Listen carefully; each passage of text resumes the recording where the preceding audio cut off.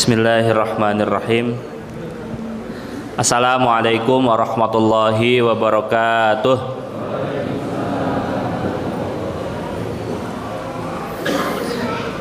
Jumlah jamaah ada 100 Pak. Jawab salamnya nggak kedengeran ya. Saya ulang ya. Bismillah. Assalamualaikum warahmatullahi wabarakatuh. Masya Allah. Nah kalau gini kan kerasa jamaahnya 100 ya. Alhamdulillahirabbil alamin. Wabihi nasta'inu ala umurid dunya waddin. Wassalatu wassalamu ala asyrafil anbiya'i wal mursalin habibina Muhammadin wa ala alihi wa ashabihi ajma'in.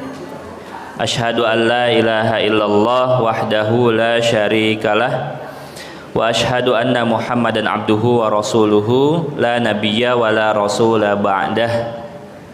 Amma ba'd. Qala Allah tabaraka wa ta'ala fil Qur'anil Karim, a'udzu billahi minasyaitonir rajim.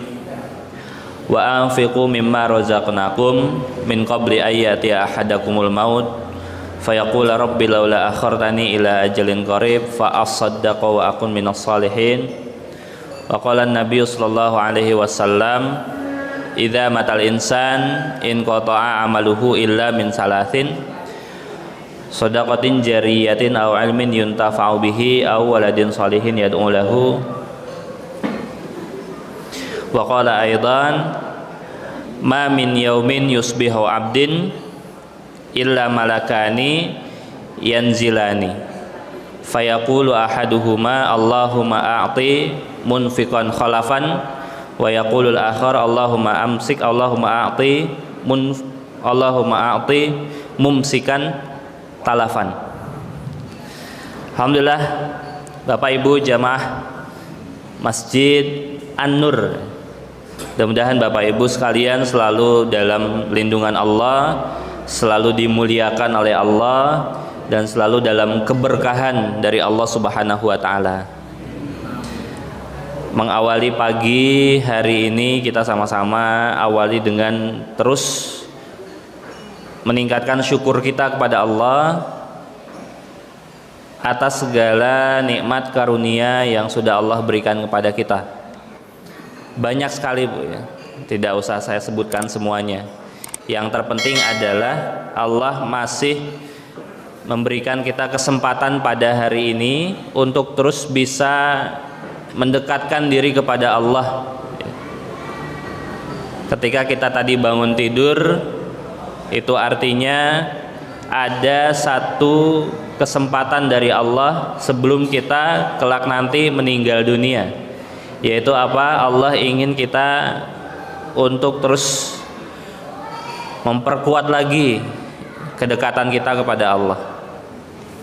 Kemudian nikmat yang lain yang sering kita lupakan adalah kesehatan dan waktu luang, dimana pada pagi hari ini alhamdulillah Bapak Ibu semua hadir dalam kesehatan dan juga diluangkan waktunya Pak ya, tidak terpaksa karena ada sarapan Pak. Ya, bismillah. Bapak Ibu rahimakumullah, alhamdulillah ya, terlepas dari itu banyak sekali nikmat yang sudah Allah berikan kepada kita. Mudah-mudahan dari kenikmatan yang Allah berikan kepada kita ini, kita semua bisa lebih istiqomah untuk terus berada di jalan Allah. Kalau kita istiqomah, mudah-mudahan nanti akhir hayat kita Allah jadikan kematian kita husnul khatimah. Kemudian sholawat dan juga limpahan salam pada momen pada bulan kelahiran beliau kita sampaikan kepada beliau yang dulu berjuang untuk kita Pak. Berjuang untuk apa? Berjuang agar kita semua ini bisa sama-sama menikmati merasakan bagaimana indahnya hidup sebagai seorang muslim, yang mana keindahannya itu tidak bisa dibandingkan dengan keindahan apapun yang ada di dunia dan di akhirat. Hidup sebagai seorang muslim, beliau yang mengajarkan kita iman dan juga Islam melalui Al-Quran yang Allah wahyukan kepada beliau, yakni nabiyuna wa habibuna Muhammad sallallahu alaihi wasallam. Yang belum jawab segera dijawab. Sebab bersolawat ini adalah satu perintah sebetulnya, bukan sunnah Pak hukumnya, tapi wajib kita bersolawat pada Nabi. Ketika kita mendengar nama beliau, bahkan kalaupun kita tidak mendengar dari orang lain, sehari-hari itu paling tidak kita bersolawat. Apalagi ada satu hadis menyampaikan, siapa saja yang ketika mendengar namaku tapi dia tidak bersolawat kepadaku, bersolawat untukku, maka dia adalah orang paling pelit sedunia, Pak. Bayangkan ketika kita dibilang pelit sama satu orang saja, rasanya gimana, Bu? Nah, ibu itu kemarin diminta pinjaman, nggak ngasih, pelit. Ini dibilang pelit sama Rasulullah. Maka saya ulangi, beliaulah Nabi kita, Nabiullah Muhammad sallallahu alaihi wasallam. Masya Allah, Bapak Ibu semuanya di sini sedang mendapatkan aliran pahala dari Allah Subhanahu wa taala ketika menyampaikan sholawat dan didoakan 10 kali oleh malaikat. Siapa yang bersolawat kepadaku 1 kali, maka Allah bersolawat untuknya 10 kali. Maka balasannya 1:10. Jangan pernah kita menunda untuk bersolawat. Tidak rugi, Pak, ya. Tidak mengeluarkan modal juga, tapi hasilnya besar. Bapak Ibu rahimakumullah, sebelum saya lanjutkan, saya mau memohon maaf dulu kepada Bapak Ibu. Pada hari ini mungkin agak berbeda. Yang pertama, saya mohon izin untuk menggunakan bahasa Indonesia, Pak, ya. Nggak apa-apa ya? Nggak apa-apa, Bu? Nggak apa-apa. Kenapa pakai bahasa Indonesia? Ya Bapak Ibu bisa lihat dari wajah saya. Mohon maaf, saya bukan asli Jawa. Saya lebih lama tinggal di daerah Sunda sebetulnya, walaupun ya bahasa Sunda saya nggak bagus-bagus juga. Jadi ya hari ini saya menggunakan bahasa Indonesia. Paham semua ya Bapak Ibu? Insya Allah. Alhamdulillah. Saya di Solo ini sudah 5 tahun, tapi sampai sekarang saya belum lancar pakai bahasa Jawa. Jadi kalau mau ngomong itu, Pak, saya harus mikir dulu ini kosakatanya apa.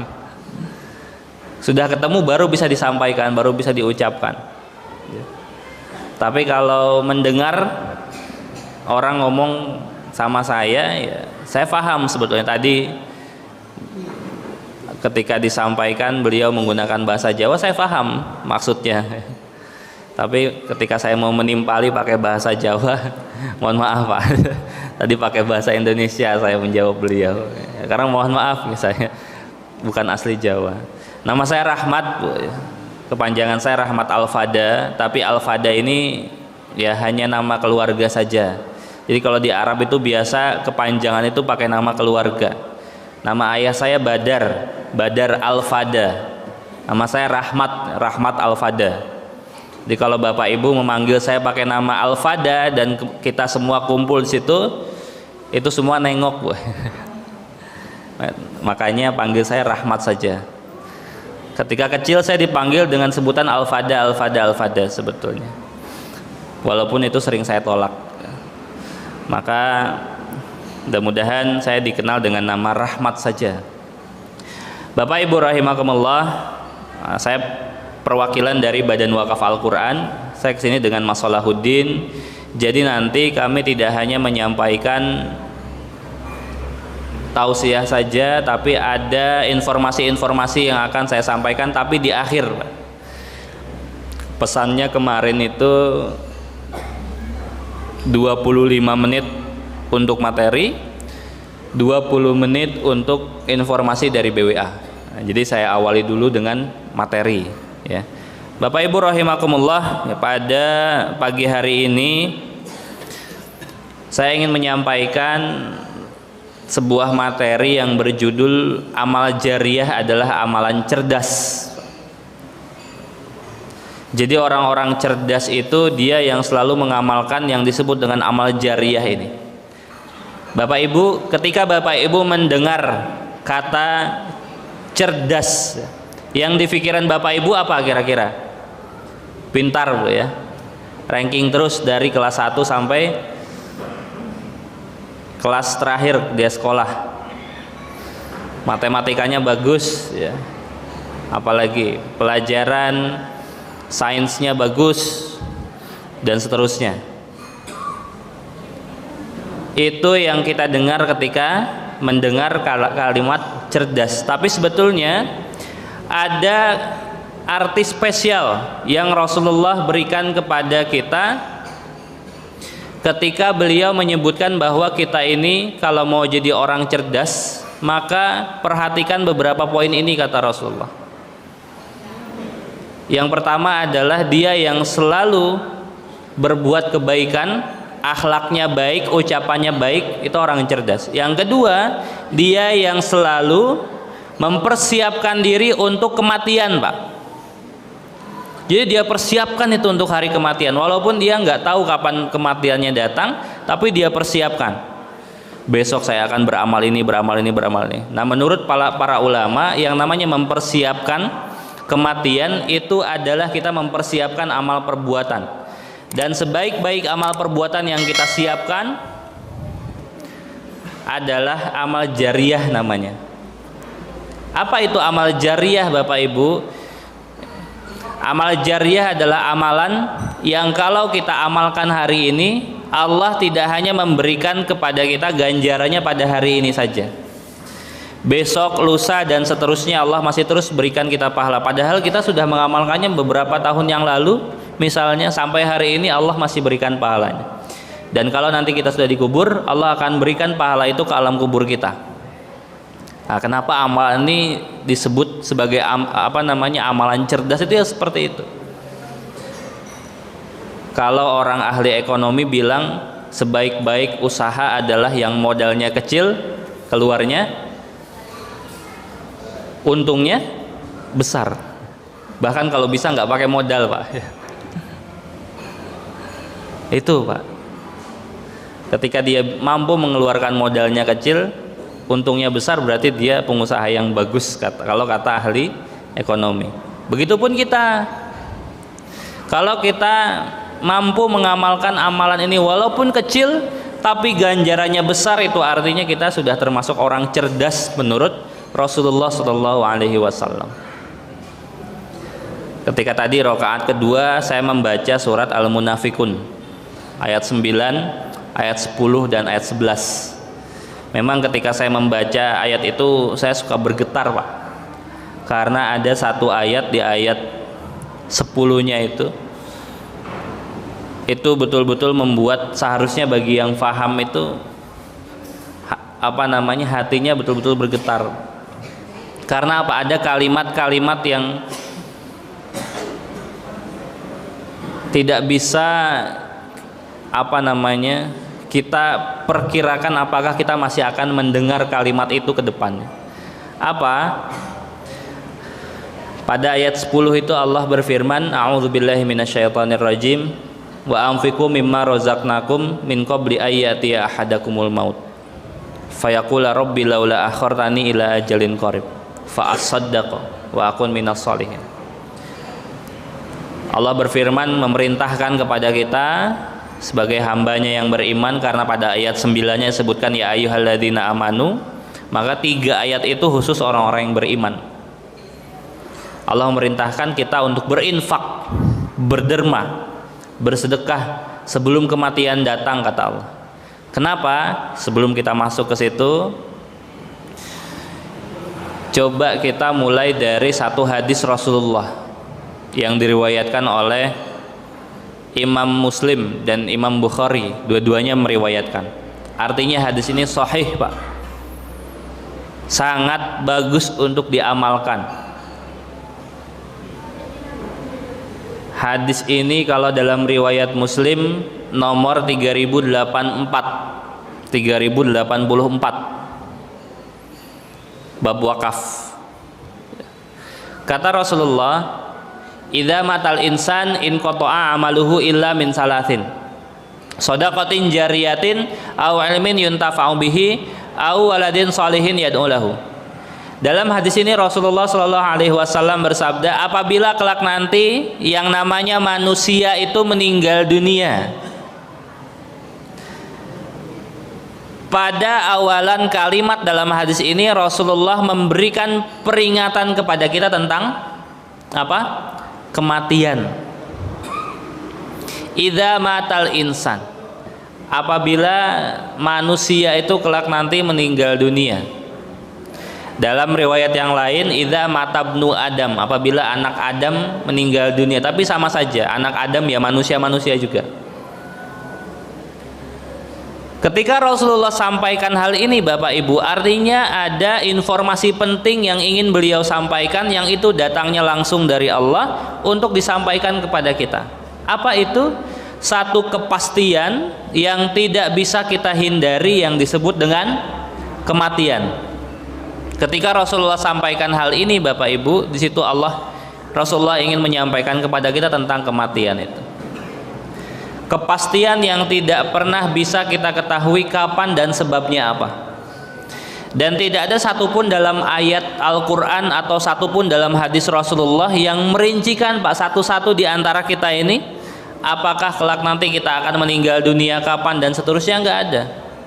Mungkin di antara Bapak Ibu sudah ada yang mendapatkan ilham Pak tentang tetangganya, mungkin wahai fulan, fulana gitu. Besok tetangga kamu nomor 2 akan meninggal misalnya. Gak ada. Artinya ini dirahasiakan oleh Allah Pak, sekalipun sering disampaikan. Rasulullah hanya menyampaikan informasinya secara umum saja. Misalnya tentang usia Pak, Rasulullah hanya menyampaikan rata-rata usia umatku hanya di kisaran 60 sampai 70-an tahun saja.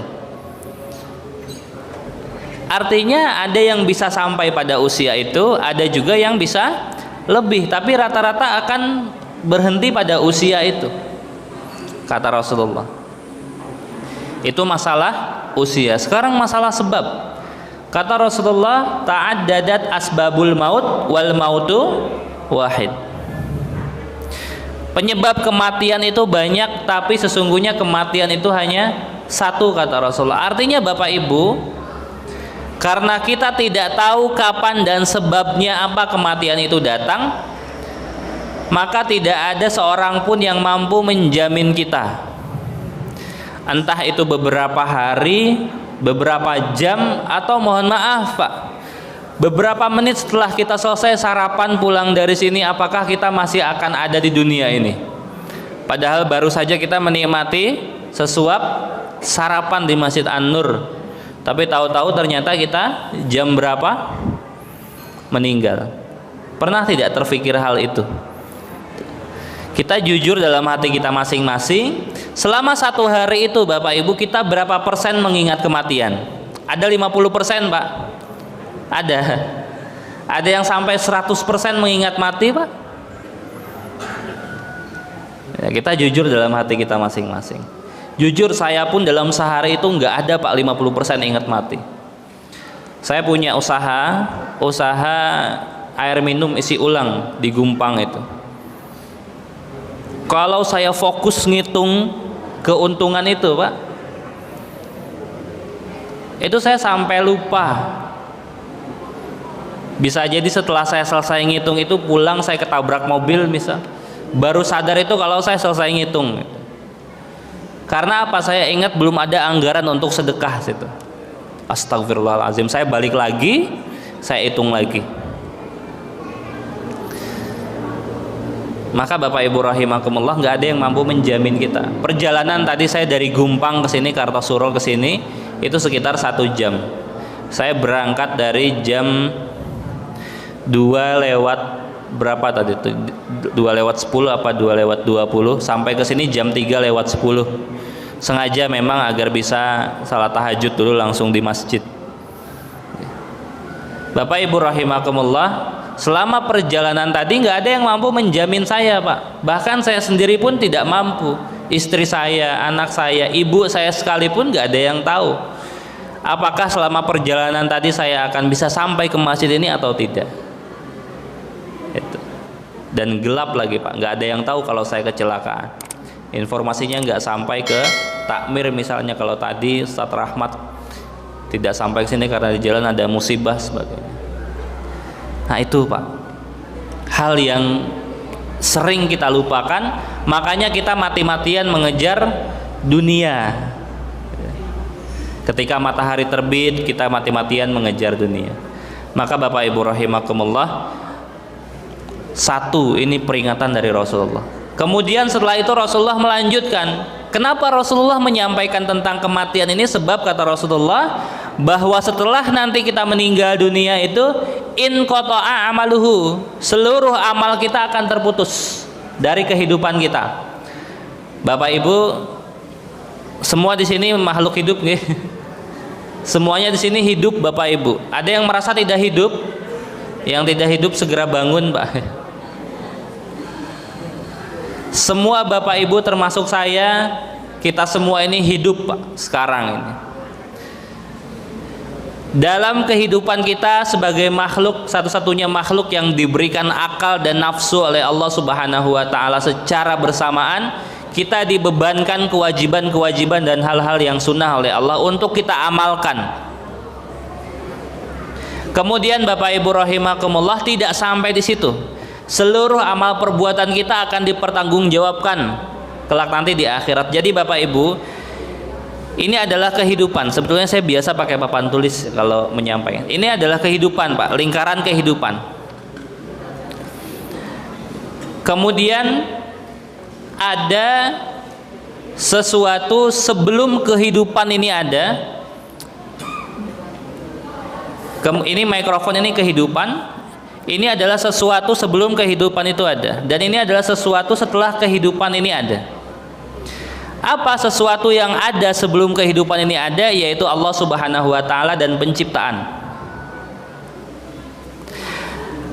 Di antara Allah dengan kehidupan kita ini ada tali penghubung Pak. Namanya apa? Namanya syariat atau hukum-hukum atau aturan-aturan Allah. Kewajiban-kewajiban, sunnah-sunnah, bahkan hal-hal yang dilarang oleh Allah ada di sini semua. Kemudian antara kehidupan kita dengan sesuatu sebelum dengan sesuatu setelah kehidupan ini. Setelah kehidupan ini ada apa Bapak Ibu? Surga dan neraka. Akhirat. Maka antara kehidupan kita dengan sesuatu setelah kehidupan ini ada tali penghubung namanya hisab. Kalau tali penghubung di sininya bagus, maka hisabnya pun akan bagus Pak. Itu yang harus kita perhatikan. Untuk itu Bapak Ibu rahimakumullah, tidak mungkin Bapak Ibu hadir ke masjid, sholat subuh dan dilanjutkan dengan majlis kalau tidak tahu ada ganjaran situ. Betul apa betul Pak? Betul. Ininya bagus berarti Pak. Kalau tali ininya bagus, maka tali hisabnya ini juga akan bagus Bapak Ibu. Di akhirat nanti tahu-tahu Bapak Ibu dipanggil masuk ke surga. Kemudian Bapak Ibu bertanya kepada Allah, ya Allah, apa amalan saya? Allah tunjukkan, ini loh, kamu rela bangun subuh-subuh untuk ikut majlis. Dan amalan-amalan yang lain yang meliputi kita. Nah Bapak Ibu rahimakumullah, nanti ketika kita meninggal dunia, amalan kita itu akan diputus oleh kematian. Bapak Ibu sebelumnya beramal, mendapatkan pahala dan dosa. Setelah meninggal dunia itu diputus Pak oleh kematian. Artinya Bapak Ibu sudah menjadi mayit. Ruhnya sudah diangkat oleh Allah Subhanahu wa taala. Ketika itu Bapak Ibu sudah tidak bisa beramal lagi karena sudah menjadi mayit Pak. Ada Bapak Ibu pernah melihat ada yang suka memandikan mayit Pak di sini? Ada Pak? Belum ada nih. Kalau bisa takmir membuat panitia khusus memandikan masjid agar nanti kalau ada yang datang ke sini bisa dibantu. Ada yang pernah memandikan masjid, misalnya tiba-tiba si mayit itu terbangun ingat sholat, astagfirullah saya belum sholat tuh. Ada yang pernah melihat itu Pak? Nggak ada, karena dia sudah menjadi mayit.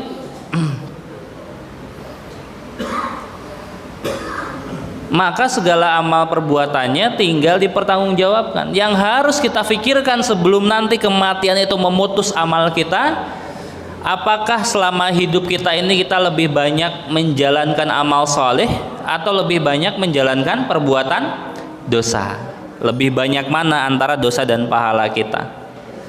Maka dari itu Rasulullah melanjutkan, karena kita ini manusia biasa, tidak bisa kita mengetahui mana yang lebih banyak. Rasulullah mengajarkan kepada kita mengamalkan amal perbuatan yang bisa mengangkat derajat pahala kita, yang mana kalau kita kerjakan amalan itu hari ini atau bertahun-tahun lalu kita pernah mengamalkan ini, besok, lusa dan seterusnya Allah masih memberikan pahala kepada kita walaupun kita sudah dikubur. Apa saja? Sebelum saya lanjutkan, jadi amalan itu ada dua jenis, Pak, biar kita tidak salah paham. Amalan itu ada dua jenis. Yang pertama ada yang disebut dengan al-a'mal as-sawabit, amalan-amalan yang tetap. Amalan yang tetap ini adalah amalan yang kalau kita amalkan, maka amalan itu, amalan yang kalau kita amalkan hari ini, Allah hanya akan memberikan pahala dan dosanya pada hari itu saja, atau pada saat kita mengamalkannya saja. Contohnya Bapak Ibu sholat, dapat pahala tidak? Insya Allah dapat. Kalau meninggalkan sholat dapat dosa tidak? Pasti dapat, karena meninggalkan sholat termasuk dosa besar, Pak. Dan sudah, Pak, hanya saat itu saja Bapak Ibu mendapatkan pahala atau dosa, tidak diteruskan. Ketika Bapak Ibu sholat ya dapat pahala lagi, ketika selesai ya sudah pahalanya, tinggal menjadi tabungan. Nah, amal jariyah yang kedua yang disebut amal itu ada namanya amal jariyah. Amal jariyah itu tadi yang kalau kita amalkan amalan itu hari ini, besok, lusa dan seterusnya Allah masih memberikan pahala kepada kita. Atau bahkan ada amalan-amalan jariyah yang di situ berbentuk dosa, Pak. Nah, sebelum saya sampaikan yang enak-enak, maka saya sampaikan dulu yang pahit-pahit. Amal jariyah yang berbentuk dosa itu apa? Ini sering kita lakukan, Pak. Mau bapak-bapak, mau ibu-ibu sama aja sebetulnya. Apa itu? Menggibah orang lain, memfitnah orang lain, menyebarkan keburukan orang lain. Hati-hati Bapak Ibu.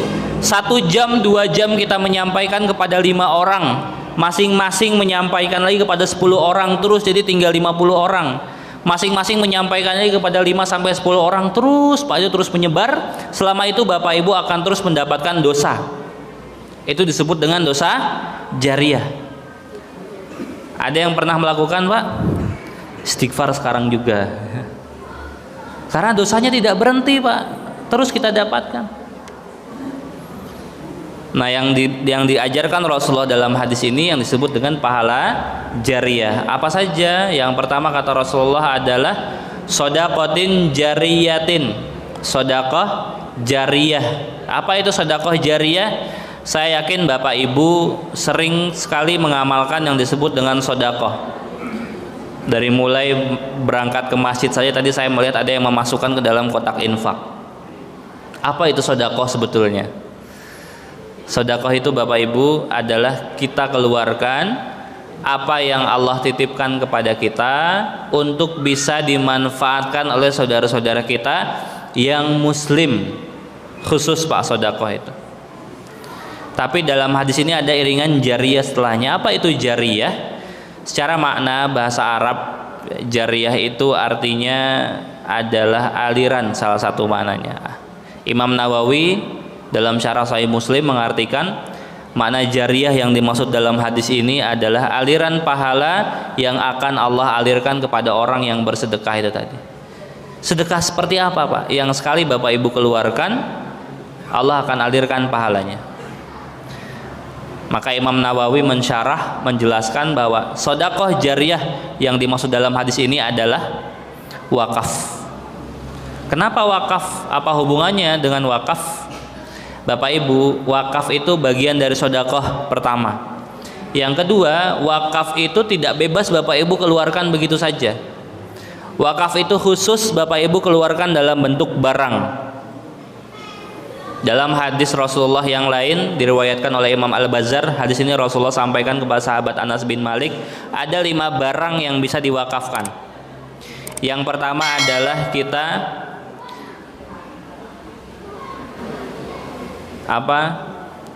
sab'un yajril abdi ajruhunna ba'da mauti wa fakabrihi man alama ilman au ajro nahron. Kita mengalirkan sungai. Yang pertama kita berwakaf aliran sungai. Jadi Bapak Ibu melihat satu daerah misalnya ada aliran sungai bagus tapi tidak sampai kepada sawah atau tidak sampai kepada pemukiman warga. Di BWA ada program di Tegalsari, Kemusuk, Boyolali. Di sana ada aliran sungai Pak, tapi rumah warga tinggi sekali dari aliran sungai itu, jadi airnya nggak naik. Maka dialirkan, ada yang berwakaf untuk daerah tersebut, kemudian minta dialirkan kepada pemukiman warga di situ. Nah itu namanya mengalirkan sungai. Yang kedua, menggali sumur. Misal ada pembangunan masjid, Masjid An-Nur dibangun misal pertama kali, datang dermawan, datang ke Pak Takmir, Pak, saya mau berwakaf sumur, saya galikan sumur. Namanya berwakaf sumur. Atau di tempat-tempat yang lain, di pesantren, dimanapun. Yang ketiga adalah kita au ajra nahron au hafara bi'ran au gharasa nakhlan. Kita berwakaf ladang untuk bisa dimanfaatkan. Kalau dulu di Arab karena ladangnya ladang kurma kebanyakan, maka hadisnya gorosan nakhlan. Di sini bisa apa saja Pak, bisa sawah, beras, bisa gandum, bisa kacang, bisa jagung. Yang penting bisa dimanfaatkan, bisa kangkung, sayuran, dan seterusnya. Ada dermawan yang punya lahan ribuan hektar, wakafkan. Untuk apa punya banyak-banyak gitu kan? Kalau nggak keurus semua. Alhamdulillah di BWA ini ada programnya. Pernah ada orang yang datang punya sawah besar sekali lahannya, berapa ribu hektar diwakafkan melalui BWA untuk dimanfaatkan oleh petani di Nusa Tenggara Timur. Yang ketiga, yang keempat apa? Kita membangun masjid. Nah, membangun masjid ini bisa diartikan dengan sarana pendidikan. Masjid atau sarana pendidikan, pesantren. Makanya kalau ada datang wakaf untuk pesantren, wakaf Pak. Ya, barang berapapun bermanfaat untuk pesantren itu. 10.000, 50.000, kalau bisa lebih dari itu, 100.000.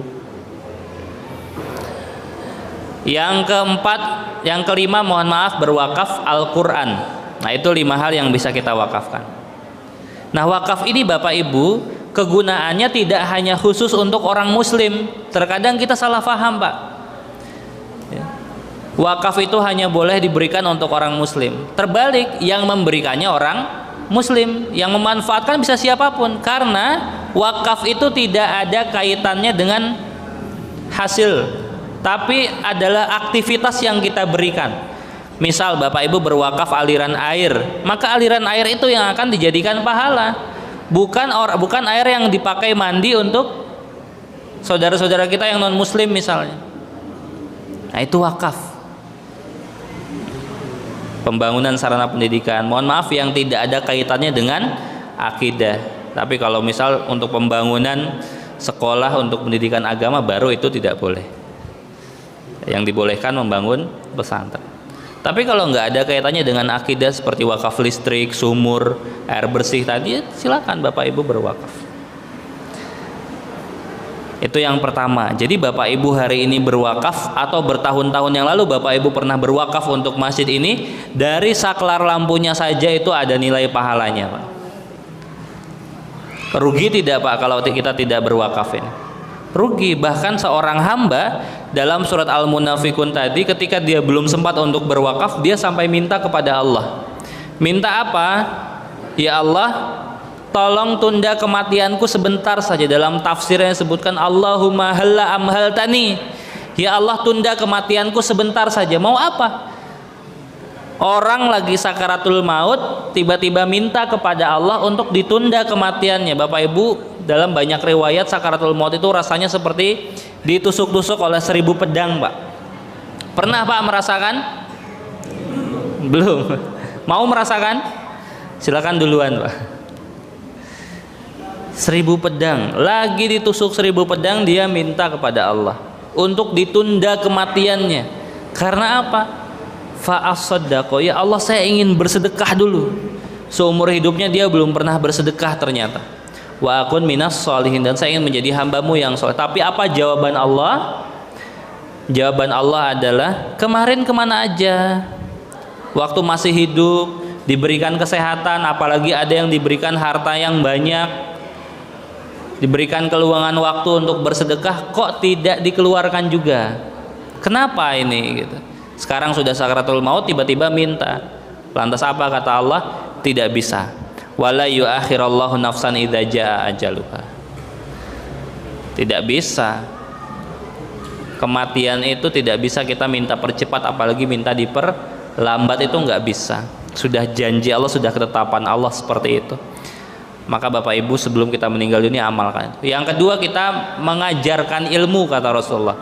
Maka beruntunglah guru-guru TPA yang ada di masjid ini, misal mengajarkan ilmunya kepada anak-anak di masjid ini, ilmunya terus mengalir Pak, bermanfaat, pahalanya akan terus dia dapatkan.